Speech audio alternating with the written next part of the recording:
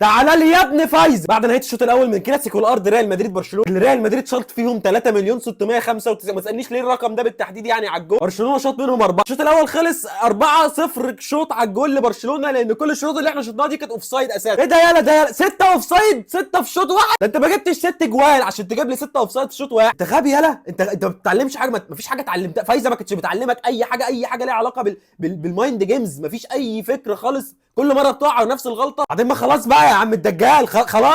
ايه كاسادو ده؟ انا عايز افهم يا جدعان، ايه كاسادو ده؟ يعني ده جاي منين ده؟ يعني ده تشافي وانيستا وزيدان مع بعض؟ يعني ايه بقى قاطع الكره من 18 من نص ملعبه وبيطلع بالهجمه، الكره تتقطع، نطلع مرتده الاقيه بيقطعها من ناحيه الشمال. انت عبيط يالا، ده برنامج الصدمه يعني، انت موجود في كل حته في الملعب كده ازاي يا حبيبي؟ وانت ايه يابا، هو تارجت ولا انت ايه شغال في شركه موظف؟ قالوا لك كل 4 اوف سايد عليهم بونص طيب ولا ايه؟ تلعب يا عم وتنايل ترجع تدافع، ما تقرفناش بقى، ولا تنايل تهاجم، خلينا نلعب كوره. فكر شويه الله يرضى عليك، فكر شويه.